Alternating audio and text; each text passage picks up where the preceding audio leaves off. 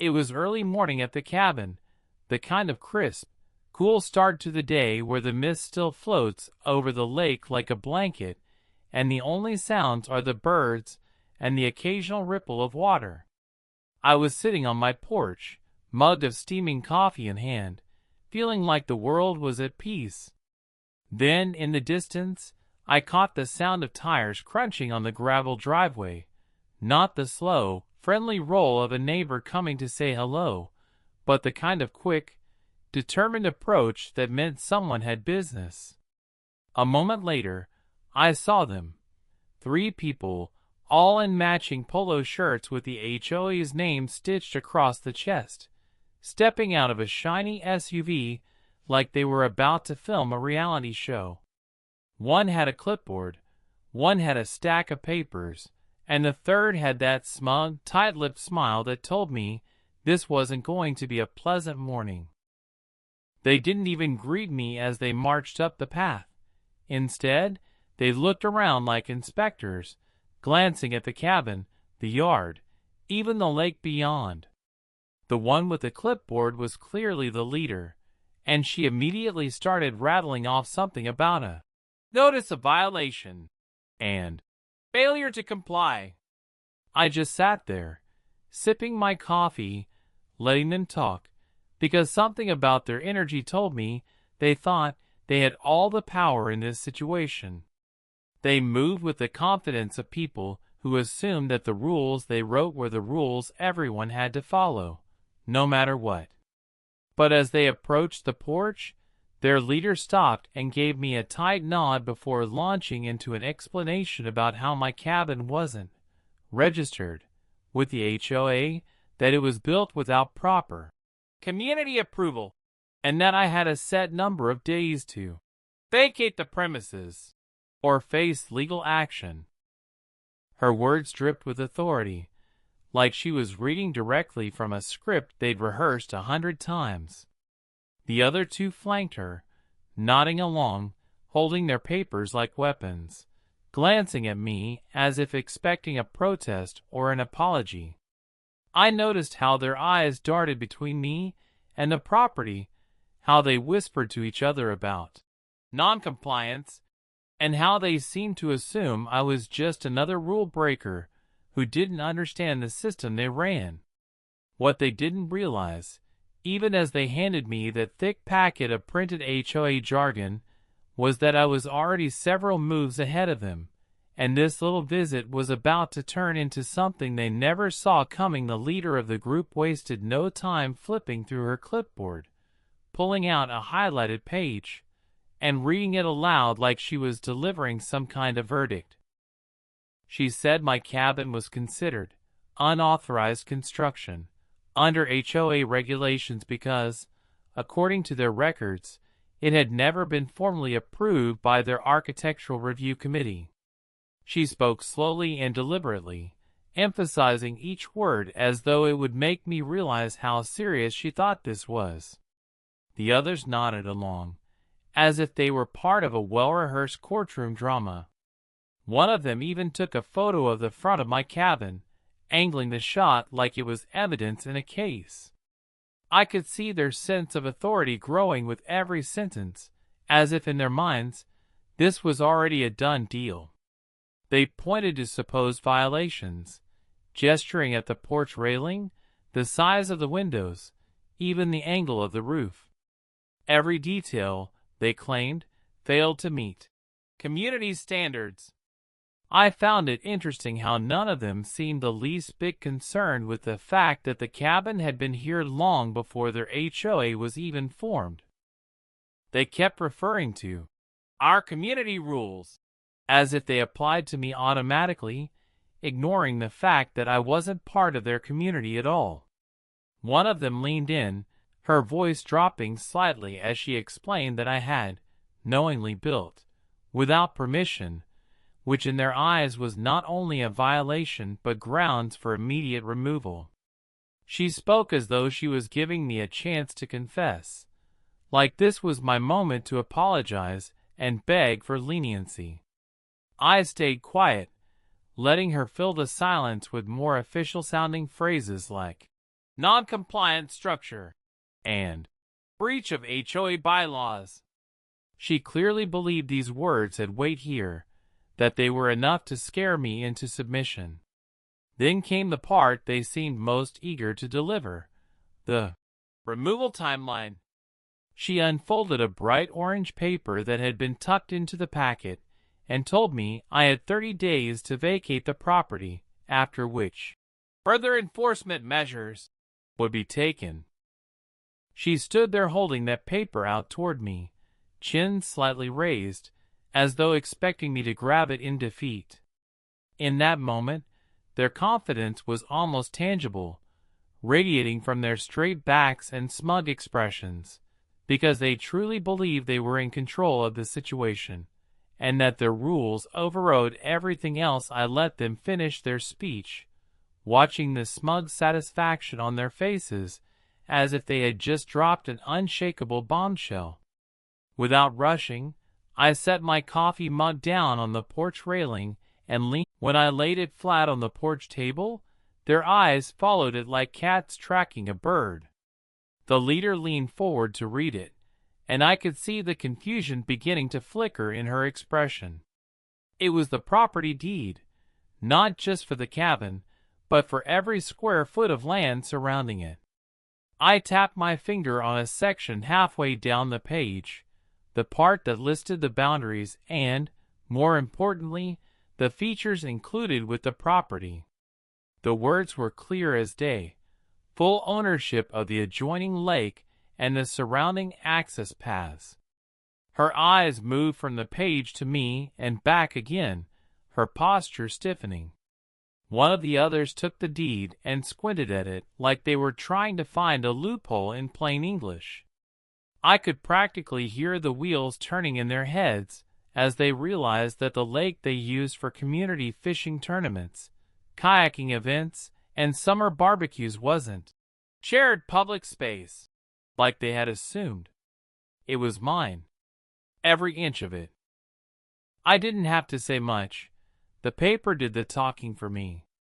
The legal description left no room for interpretation, and the county registrar's stamp was proof that no HOA regulation in the world could touch it. Their tone shifted ever so slightly. The leader's confident voice now had an edge of hesitation as she asked a few questions about easements and shared rights. I simply pointed again to the line that gave me exclusive ownership, watching the realization spread through the group like a slow burn. The two who had been snapping pictures earlier now seemed less certain about documenting anything, lowering their phones as they processed the fact that the body of water their community prided itself on was entirely under my control. They stood there, still holding my property deed, like it might suddenly change if they stared hard enough, when one of them finally blurted out a question about community access. It was almost amusing, the way their confident, lecturing tone had shifted into something more cautious, like they were trying to feel out how much trouble they were really in. I leaned back in my chair again, letting the quiet hang for a moment before I answered, and their eyes darted between me and the lake. You could see the pieces starting to fall into place for them. The leader glanced over her shoulder at the water, and that's when it hit them.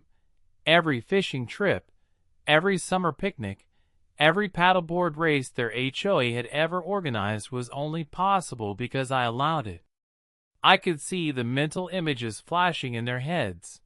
The community calendar filled with lakefront events, the families who came down to swim, the kids who grew up learning to fish off those docks. They were realizing, in real time, that without my permission, all of that would disappear overnight. One of them cleared his throat and tried to mask the sudden worry in his voice, asking if I was aware that the lake was a shared community feature.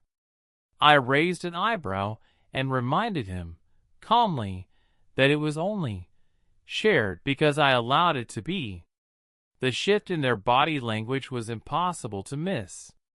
Shoulders that had been squared in authority were now slightly hunched.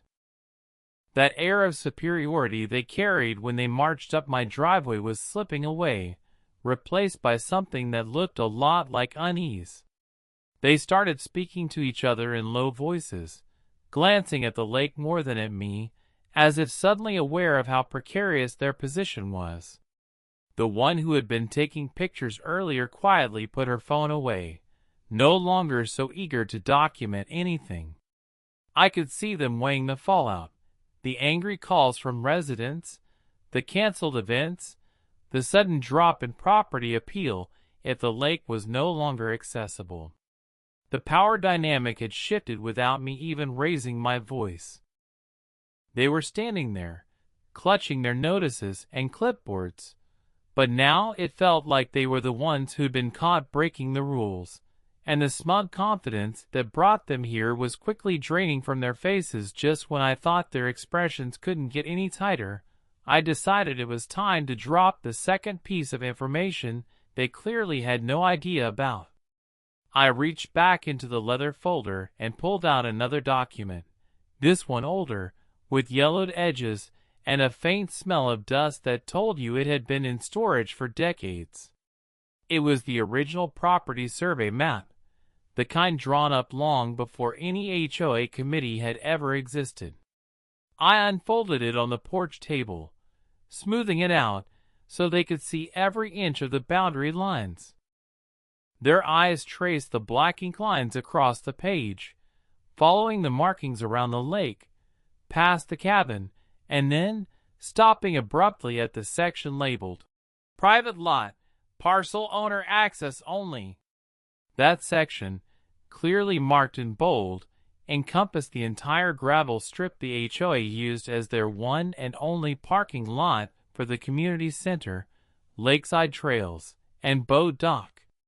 I watched as their faces went through the exact same transformation they'd had when I showed them the lake deed, only this time there was a flicker of outright panic. The leader frowned and tapped the map, double-checking the coordinates like maybe she could disprove what she was seeing. One of the others quietly muttered something about alternate parking under their breath, though we both knew there wasn't any. That lot was the only flat, accessible space within a reasonable distance, and without it, anyone who wanted to use the lake or the walking trails would have to park on the main road, a place the county sheriff was known for ticketing. I pointed out the handwritten note from the original land surveyor that clearly stated the parcel's access rights were private and could be restricted at any time by the owner, me. I could practically hear their thoughts speeding up, running through all the ways this would upend their carefully managed community order. No more weekend fishing tournaments without a long hike. No more lakeside weddings or kayak rentals without hauling equipment from half a mile away. The three of them were looking at each other now, speaking in clipped sentences and avoiding my eyes entirely. The clipboard that had been brandished so confidently earlier was now hanging loosely at the leader's side, her knuckles white around the edges. They had come here to tell me my cabin didn't belong, but now they were starting to realize just how much of their own world relied on land that wasn't theirs to control. They were still clustered around the porch table, shuffling the deed and survey map between them like maybe, if they read them enough times, the words would change. The leader's voice had lost that sharp, commanding tone, replaced with a forced politeness that made it clear she was recalculating her approach. I could tell they were beginning to understand just how badly they had misjudged the situation, but they were still clinging to the hope that they could steer it back in their favor.